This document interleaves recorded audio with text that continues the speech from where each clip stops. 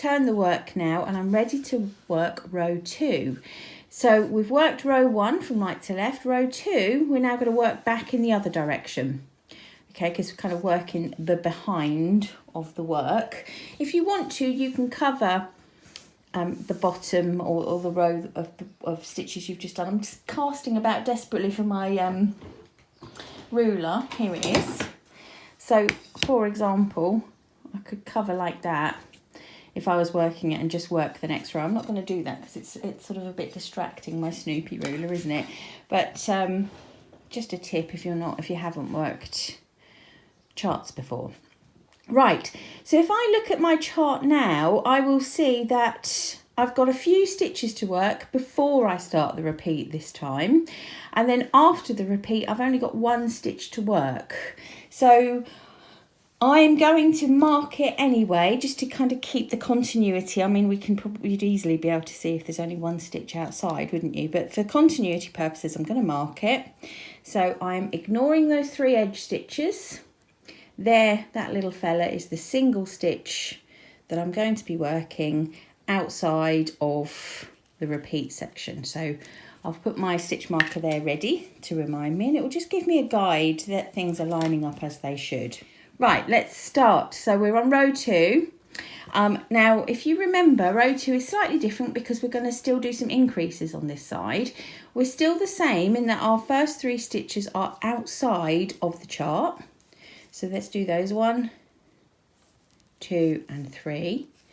And we're actually going to do a yarn over increase, also not shown on the chart, but we need to do it anyway. So that's going to be yarn over the needle, and I'm just going to bring it forward again so it's ready to purl. Because if I look at my first stitch on row 2, reading from left to right, you will see my first stitch is a plain square, and that plain square on a wrong side means a purl. Okay, and so there it is, 1 purl, and we're off. Right, so if you recall, I said to you, you need to pay attention to what these symbols mean on a right side and a wrong side, because when we worked this symbol last time, we were on a right side and it was knit 2 together through the back loop. But when I look at my key, and I can't pick it up because of course I can't. When I look at my key, it's actually now on the wrong side, it's actually purl 2 together through the back loop.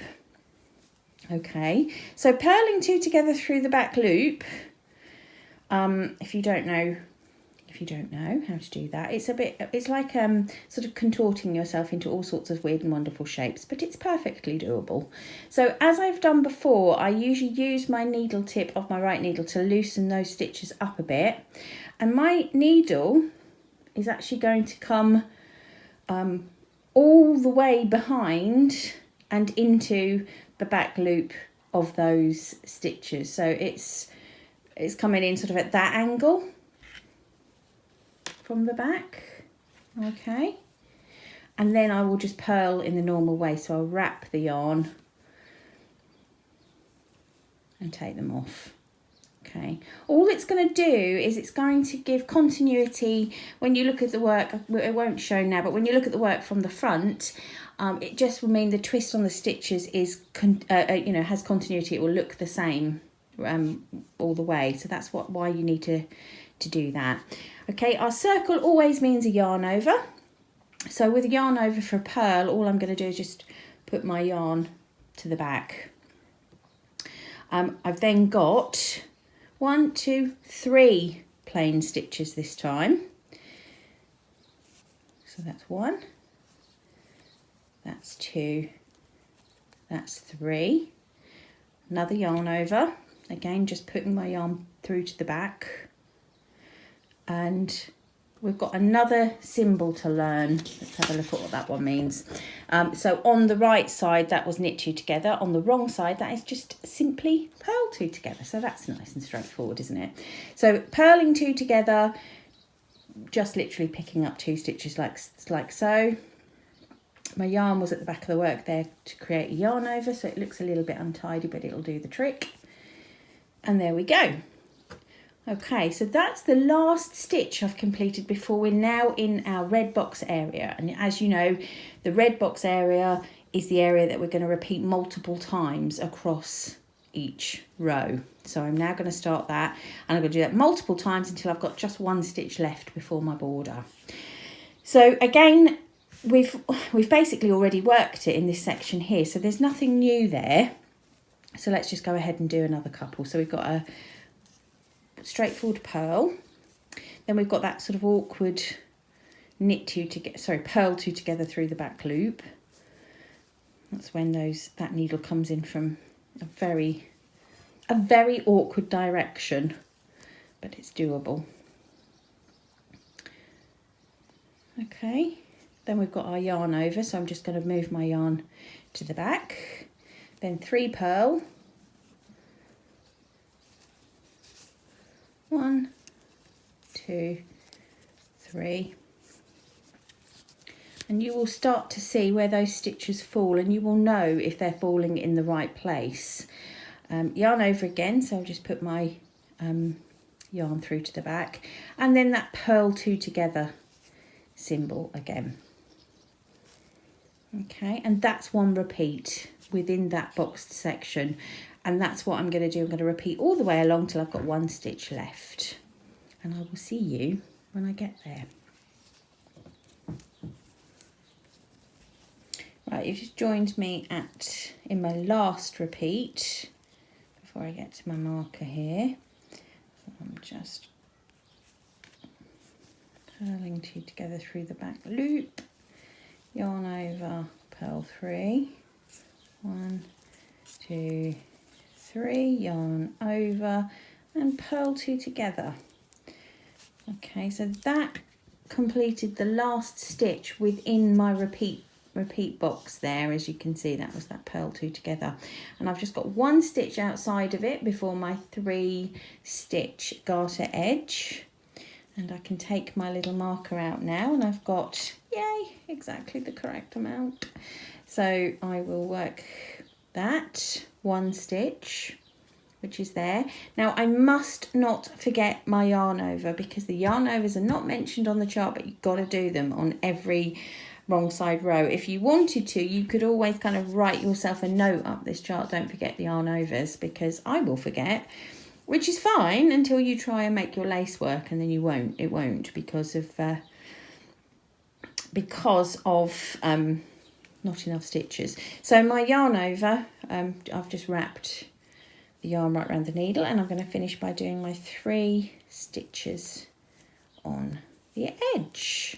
So that was row 2 of the lace, and what I particularly enjoy about it when you turn it over, it looks, do you remember when you first learnt to knit and you couldn't get it right at all, and you put your yarn in the wrong place all the time? It's exactly what it looks like, isn't it? I always think that in the early repeats of lace, but you wait until you work up here. It's going to be really beautiful.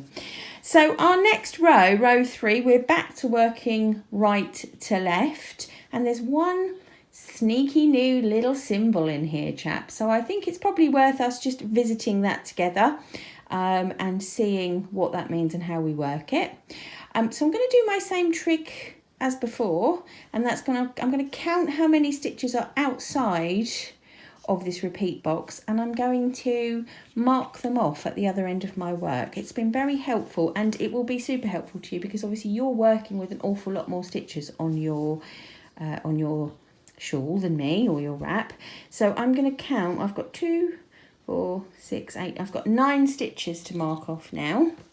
So don't forget, we completely ignore the 3. Those are outside of our charted area. 2. Oh, it's tricky because we've got yarn overs, haven't we? 2, 1.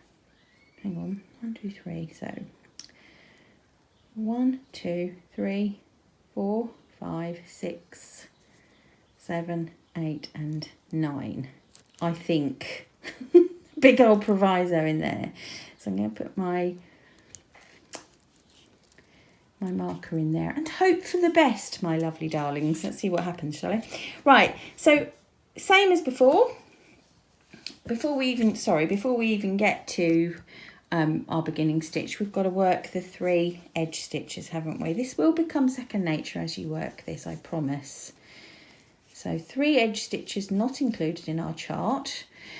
We're on a right side row, an odd number, so we read from right to left, okay? And we're starting off with 1 straightforward knit stitch into our yarn over.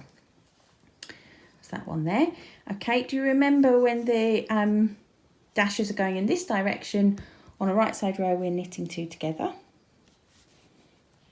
Okay, and then those are the stitches outside of our repeat. So everything else now we're going to be repeating a gazillion times across each row. So off we go then, yarn over, 5 lovely straightforward knit stitches, and you'll see what's happening there. You're kind of building a sort of the centre point of, or the centre section of those lovely like lunar disc type parts. Just be careful with your yarn overs because they can get in a little bit of a muddle, but don't you worry. Okay, yarn over again, and we are now on this little symbol, like a sort of a bird's beak looking upwards. And what can that possibly mean? Well, I'll show you what that can possibly mean. You're going to slip 1 stitch, and I'm going to slip it as if to purl. I don't think it really matters, but I will keep that stitch sort of as it should be, i.e. with no twist in it. I'm now going to knit 2 stitches together. Okay, and then I'm going to go back to that slipped stitch, that's that one there, and pass it over the top, okay, of those knit 2 together stitches. Can you see what's going on there? Word to the wise, don't forget that last step because that will mess you up horribly. Okay, it will mess you up horribly. Do not forget to pass that slip stitch over or you're going to have too many stitches, probably cry, because I would. And it takes a lot of unpicking. Okay, so that special twiddly little stitch is the last stitch of our boxed in repeat. So that's quite good, isn't it, really? It's a sort of a good marker to know that we're then going to start again. And we are yarn over. I quite like this. This is a good repeat. It's not too much jiggery pokery. 5 plain stitches. I don't quite know what's going on there. Just knit it there, will I? 4. We'll soon find out. 5. Yarn over, and here we go again with that slipped stitch. Right, knit these next 2 together and pass that over the top. Okay. You can, you'll be able to see if it's falling in the right place because it's creating a sort of a triangle effect, isn't it, with the knit 2 together and whatever's from the previous row, sorry. So that's all you're going to do all the way across until you get to your marked off extra stitches. So I'm going to do that and I'll see you at the end. Okay, I'm on the last bit, of that twiddly stitch now. So just on my yarn over, slip 1, knit 2 together. Just wanted to say that that stitch, that little bird's beak one, you'll only be doing that on the right side rows, so you won't need to worry about learning that on a wrong side row or anything. So that's quite good news, isn't it? Okay, so that was my last one of those for my last repeat of those stitches that are in the box. I'm going to take my little stitch marker out and just complete these last few stitches outside of the repeat. So it's yarn over, knit 5, 1, 2, 3, 4 and 5. Then I've got another yarn over, then that little symbol was knit 2 together through the back loop, knit through, here we go, and just 1 knit stitch. And that's that. Bam, lovely. Then I've just got my 3 edge stitches, which is exactly where we need to be. 1, 2 and 3. Fantastic.